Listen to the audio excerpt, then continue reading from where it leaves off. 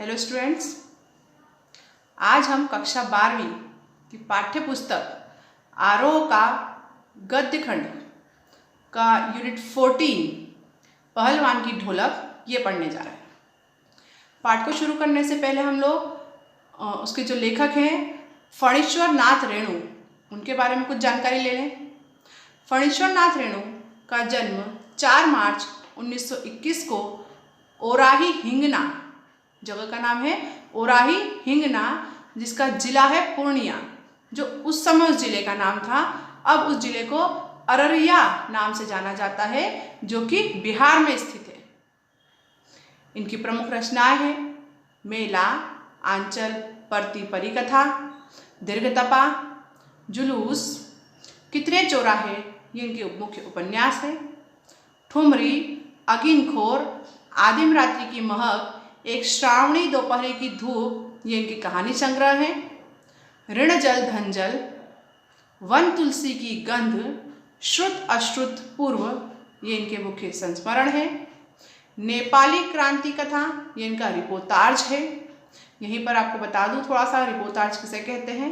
Reportage जो हम घटनाएं कुछ देखते हैं उसको जब रिपोर्ट के फॉर्म में लिखते हैं, तैयार करते हैं, वो रिपोर्टाज होते हैं। तथा रेणु रचनावली 5 खंडों में समग्र, ये इनकी मुख्य रचनाएं हैं। इनका निधन 11 अप्रैल सन 1977 पटना में हुआ था। अब कुछ इनके जीवन के बारे में जानकारी लें कि किस प्रकार के कवि रहे हैं। ये मुख्य रूप से आंचलिक उपन्यासकार के रूप में प्रतिष्ठित थे। आंचलिक उपन्यासकार का अर्थ ये होता है कि वो जिस अंचल में रहते हैं, जहाँ का उनका परिवेश है, उसी के आसपास वो अपनी रचनाओं को करते हैं और ये मुख्यतः उपन्यास की रचनाएं करते थे। इन्होंने अपने जीवन में बहुत ही उतार चढ़ाव और संघर्षों का जीवन रहा है इनका, और यही सारी चीज़ें राजनीतिक सामाजिक आंदोलनों में भी एक काफ़ी सक्रिय भागीदारी इन्होंने ली हुई है, और इनकी यही सारी भागीदारी, देश के निर्माण की सक्रियता, ये सब इनकी रचनाओं में देखने को मिलती है। सन 1954 में इनका बहुत चर्चित आंचलिक उपन्यास मेला आंचल प्रकाशित हुआ था, जिसने हिंदी उपन्यास को एक नई दिशा दी थी। हिंदी जगत में आंचलिक उपन्यासों पर विमर्श मेला आंचल से ही शुरू हो गया था। आंचलिकता की अवधारणा ने कथा साहित्य में गांव की भाषा, संस्कृति और वहाँ के लोक जीवन को केंद्र में ला खड़ा था। लोकगीत, लोकोक्ति, लोक संस्कृति, लोक भाषा एवं लोक नायक की इस अवधारणा ने भारी भरकम चीज और नायक की जगह अंचल को ही नायक बना डाला था। इससे पहले क्या होता था, कोई भी उपन्यास है तो उसमें मुख्य नायक होते हैं, जैसे हीरो होता है ना मूवी में, उस तरह से नायक होते हैं। तो यहाँ पर कोई व्यक्ति ना नायक होते हुए मेला अंचल में प्रकृति को ही, वहाँ के आसपास के अंचल को ही, वहाँ की पृष्ठभूमि को ही एक मुख्य नायक के रूप में दिखाया गया था। अनगढ़ रूप में ही आता है, इसलिए उसका यह अंचल एक तरफ शस्य श्यामल है तो दूसरी तरफ धूल भरा और मेला भी है। अंचल क्या होता है? ग्रामीण पृष्ठभूमि का जो अंचल कैसा होता है, वो इतना साफ सुथरा नहीं होता है, धूल मिट्टी होती है। ये वहाँ के शस्य श्यामल, इतना क्लीन, नीट क्लीन वाला साफ सुथरा स्वच्छ वाला परिवेश वहाँ का नहीं होता है। लेकिन ये सारी चीज़ें उनकी इन रचनाओं में हमें बखूबी देखने को मिली है। इसकी मुख्य रूप से खूबसूरती इस रचना में उनकी देखने को मिली है। यहाँ जो हम पाठ पढ़ेंगे फणीश्वर नाथ रेणु की प्रतिनिधि कहानियों में से पहलवान की ढोलक, इस पाठ को हम पढ़ेंगे। इस कहानी में फणीश्वर नाथ की जितनी भी विशेषताएं थी, कला थी उनकी, जो रचनाओं में दिखाई देती है, वो सब विशेषताएं इस पाठ में हमें देखने को मिलेगी, इस कहानी में हमको देखने को मिलेगी। उनकी मुख्य रचना की विशेषताएं थी कि उसके जितने भी पात्र हैं इस कहानी के, वो सारे उस परिवेश से मेल खाते हैं, उस आसपास के परिवेश से जुड़े हुए हैं। और दूसरी बात ये थी कि इस कहानी में मुख्य रूप से इस चीज़ को बताया गया है कि जब व्यवस्था बदलती है, व्यवस्था बदलने का अर्थ यहाँ पर भारतीय अर्थव्यवस्था, राज व्यवस्था, संस्कृति, इन सब का स्थान जब विदेशी सरकार, ब्रिटिश सरकार ले लेती है तो वो कैसे ही वहाँ की पूरी संस्कृति को प्रभावित कर देती है। इसी प्रकार से आज के परिवेश में भी अगर हम देखें कि अगर कोई व्यवस्था अगर बदल जाती है तो वो वहाँ की चीज़ों को कैसे परिवर्तित कर देती है। और मुख्य रूप से वो परिवर्तन यहाँ दिखाया है कि व्यवस्था बदलने पर लोक कला का महत्व जिस तरह से समाप्त हो जाता है कि लोक कलाओं को लोग भूल जाते हैं, उनका महत्व खत्म हो जाता है।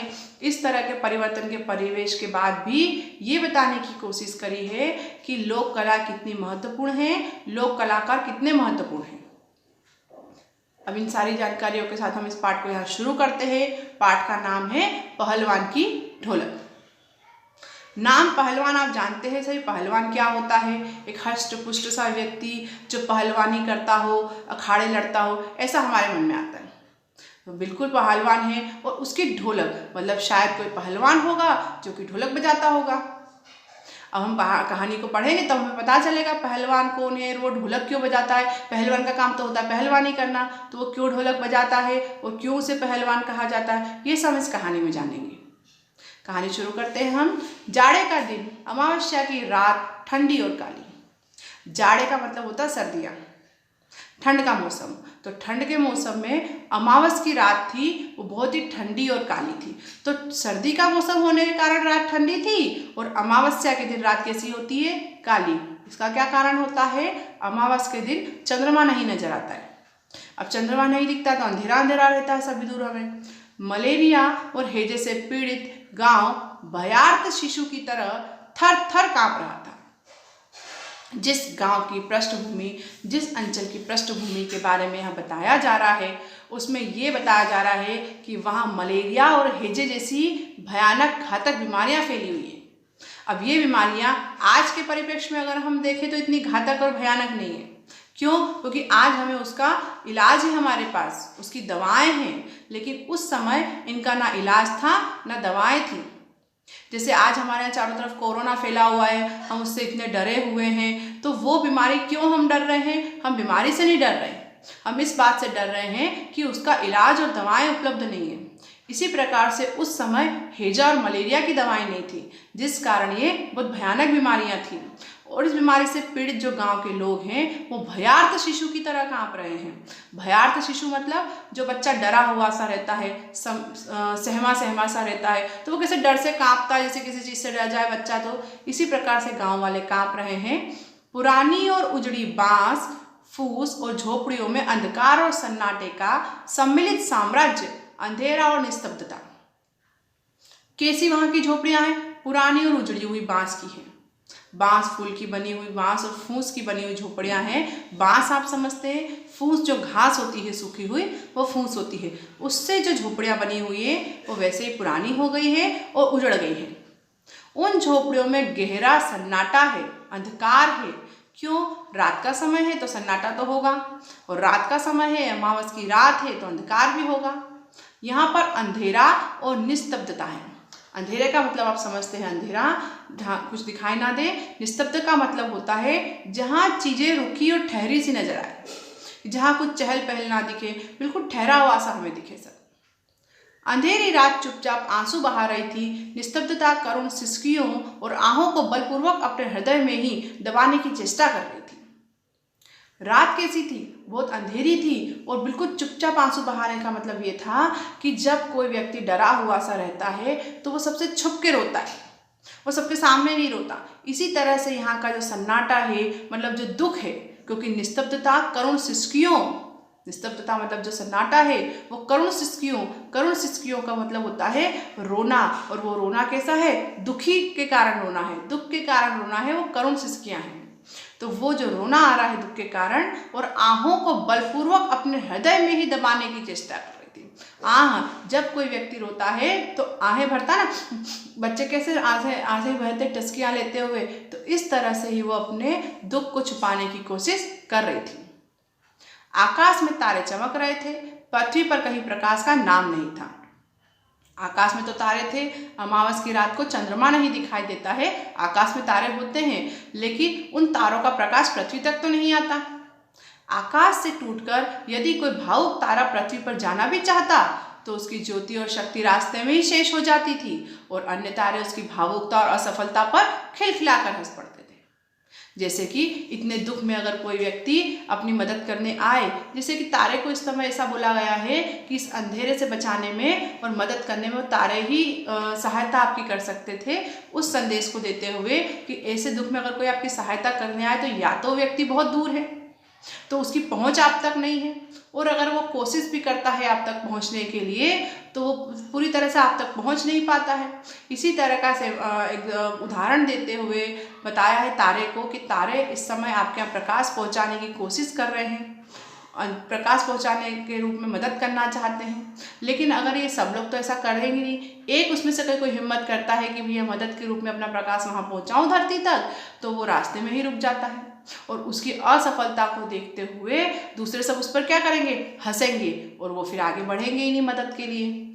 तो ये एक तरह से बताया है कि कोई दुखी व्यक्ति की जब कोई अकेला व्यक्ति मदद करने बढ़ता है लेकिन उसको समर्थन नहीं मिलने पर और उसकी असफलता होने पर लोग उसका साथ देने की बजाय और उस पर हंसने लग जाते थे। सियारों का क्रंदन और पेचक की डरावनी आवाज कभी कभी निस्तब्धता को अवश्य भंग कर देती थी। शियार, जंगल में शियार होते हैं ना, वो क्या करते हैं, रात में आवाजें करते हैं, जैसे रोते हो वैसी आवाजें करते हैं और ऐसी डरावनी अलग अलग जानवरों की आवाज़ें अंधेरे में हमें सन्नाटे में सुनाई देती है। रात के समय सन्नाटे में बाहर निकलेंगे तो कहीं बारिश है तो मेंढक की आवाज़ आएगी, कहीं घुनघुन आवाज़ें आएगी, कहीं जुगनुओं की आवाज़ें आएगी, अलग अलग सी ऐसी छोटे छोटे जानवरों की, कीट पतंगों की हमको आवाज़ें आती है और ये सब आवाज़ें क्या करती है, निस्तब्धता को अवश्य भंग कर देती थी। मतलब ये जो सन्नाटा है इसको जरूर तोड़ने की कोशिश करती थी। गांव की झोपड़ियों से कराने के करके की आवाज़, हरे राम हे भगवान की टेर अवश्य सुनाई पड़ती थी। गांव में जो झोपड़ियां हैं, जिसकी स्थिति अभी बताई थी कि टूटी फूटी पुरानी सी झोपड़ियां हैं, वहां से कराहने की आवाज़ें आ रही थी और के करने की आवाज़, मतलब कोई से कोई दर्द होता है, कोई तकलीफ होती है तो आह ओह ऐसी कराने की आवाज़ें करते हैं, ऐसी आवाज़ें वहाँ से आ रही है क्योंकि वो लोगों को दर्द हो रहा है, उनको तकलीफ हो रही है। कहीं कहीं से व्यक्ति अपनी तकलीफ में कराहने के साथ साथ भगवान को याद करता है, ईश्वर को याद करता है, तो ऐसी आवाज़ आती है कि हे राम, हरे राम, हे भगवान, है ना, हमारी सुन ले, हमारी देख ले। तो ये भगवान को याद करने की आवाज़ें जो है वो जरूर सुनाई पड़ती थी। और बच्चे भी कभी कभी निर्बल कंठों से माँ माँ पुकार के रोते हैं। बच्चे क्या दुखी होने पर क्या पुकारते हैं, वो भगवान से पहले अपनी माँ को पुकारते हैं। बच्चा हमेशा दुखी होने पर, इंसान दुखी होता है तो भगवान को पुकारता है और बच्चा दुखी होता है तो वो भगवान की जगह माँ को पुकारता है, क्योंकि उसकी नज़र में उसकी माँ ही उसका सब कुछ है, उसका भगवान है। तो बच्चों के मुंह से भी आपको माँ की यहाँ की आवाज़ें आती है, पर इससे रात्रि की निस्तब्धता में विशेष बाधा नहीं पड़ती। मतलब रात का जो सन्नाटा है वो कहीं भी रुकता नहीं है। कुत्तों में परिस्थिति को ताड़ने की एक विशेष बुद्धि होती है। वे दिन भर रात के घूरों पर गठरी की तरह सिकुड़कर मन मार कर पड़े रहते थे और संध्या या गंभीर रात्रि को सब मिलकर रोते थे। कुत्तों में एक विशेष होता है, आपने देखा उनमें तो सूंघने की शक्ति होती है। अपन देखते हैं चोर के लिए आप कुत्तों को रखते हैं, पुलिस कुत्तों का उपयोग करती है चोर को पकड़ने के लिए, और चौकीदारी के लिए कहते हैं ना, निगरानी के लिए कुत्तों को रखा जाता है। उनमें विशेष शक्ति होती है बुद्धि की, ताड़ने की मतलब पहले से अनुमान लगाना, भांप लेना कि अब ये होने वाला है। तो वो दिन भर तो क्या करते हैं, राख के घूरों की गठरी पर सिकुड़कर मन मार कर पड़े रहते। राख के घूरे मतलब कहीं मिट्टी या राख के जो ढेर होते हैं, कुत्ते आपने देखा होगा उसमें थोड़ा सा खड्डा कर कर और अपने हाथ पैर समेट के उसमें घुस के बैठ जाते हैं और फिर रात के समय क्या करते हैं, समय को ओ की आवाज़ करके रोने, एक तरफ मुँह करके रोते हैं। ये सन्नाटे को भंग करने की कोशिश करते हैं। इसी रात्रि की आवाज़ में अपनी भीषणताओं के साथ चलती रहती है और उसकी सारी भीषणता को ताल ठोक कर ललकारती रहती है। ये सारी रात इतने ही सन्नाटे के साथ चलती रहती है और उसकी सारी भीषणता मतलब उसका भयानक रूप, उसको ताल ठोक कर ललकारती रहती थी सिर्फ पहलवान की ढोलक। मतलब इस सन्नाटे को तोड़ने का साहस किसमें था, सिर्फ पहलवान की ढोलक में था। संध्या से लेकर प्रातः काल तक एक ही गति से बजती रहती थी, शाम से लेकर अगली दिन की सुबह तक वो एक जैसी बजती रहती थी। क्या बजती थी, चढ़ा गिरधा चढ़ा गिरधा। इस तरह से ढोल बजती है तो ढोल ये क्या कहना चाहती है, आजा आजा आजा भिड़ जा। बीच बीच में कभी कभी वो ढोल बोलती है चटाक चढ़ा चटाक चढ़ा। इसका मतलब उठाकर पटक दे, उठाकर पटक दे। इसका सीधा सा अर्थ ये है कि वो ढोलक ये कहती है कि जो भी उसे तकलीफ दे रहा है, जो उसे परेशान कर रहा है, वो उससे भिड़ने को तैयार है, उसे उठा के पटकने को तैयार है। तो भिड़ना मतलब मुसीबतें, समस्याएं, समस्याओं से लड़ सकता है, समस्याओं को हरा सकता है। और यही आवाज़ मृत गांव में संजीवनी शक्ति भर देती थी। लुट्टन सिंह पहलवान, यो तो वह कहा करता था, लुट्टन सिंह पहलवान को ऑल इंडिया भर के लोग जानते हैं। यहाँ पहलवान का नाम क्या है? लुट्टन सिंह पहलवान। और वो कहता था उसको ऑल इंडिया के मतलब पूरे भारत के लोग जानते हैं, लेकिन यहाँ उसकी भारत की सीमा किसी जिले की सीमा के बराबर थी, क्योंकि पूरे जिले भर के लोग उसको जरूर जानते थे। तो यहाँ पर हमारा जो नायक है, मुख्य नायक है, उसका नाम सामने आ गया है, लुट्टन सिंह पहलवान। इसके आगे की कहानी को हम अगले भाग में पूरा करेंगे। धन्यवाद।